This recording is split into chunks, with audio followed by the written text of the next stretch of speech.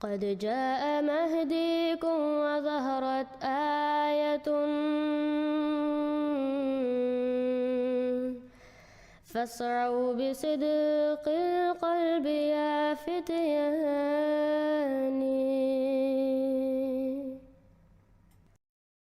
السلام علیکم ورحمۃ اللہ وبرکاتہ۔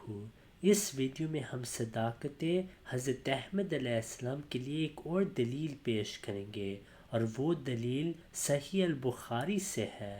احادیث میں یہ بات ہمیں ملتی ہے کہ حضرت محمد صلی اللہ علیہ وسلم نے فرمایا کہ قیامت اس وقت تک قائم نہیں ہوگی جب تک بیت اللہ کا حج بند نہ ہو جائے۔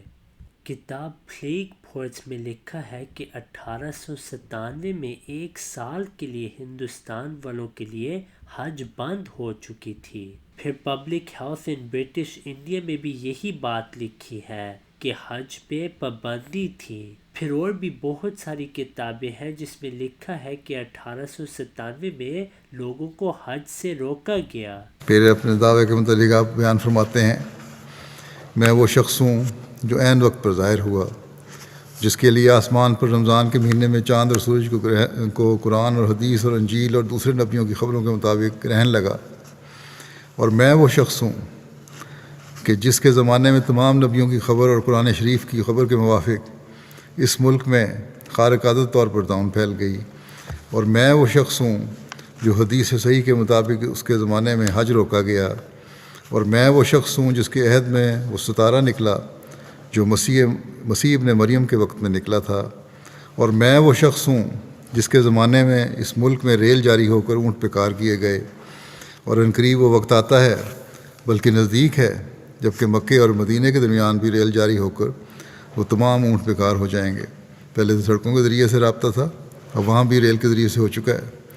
جو 1300 برس سے یہ سفر مبارک کرتے تھے وہ تمام اونٹ پہ کار ہو جائیں گے جو 1300 برس سے یہ سفر مبارک کرتے تھے۔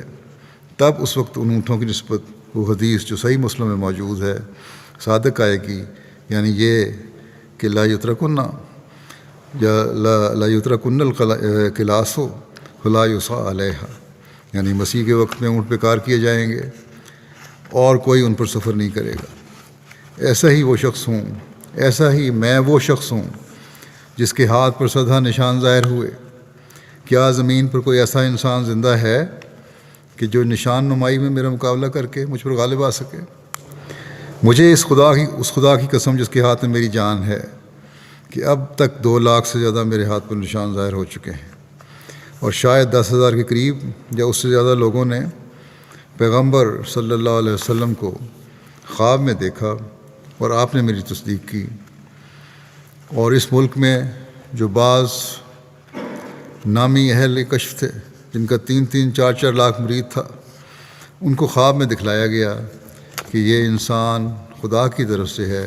If you have not yet subscribed, make sure to subscribe and click on the bell icon so you can get notifications for every new video. Also make sure to like and comment on the video and follow on Twitter and Instagram.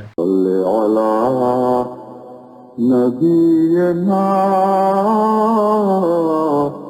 صل على محمد صل على سفينا صل على محمد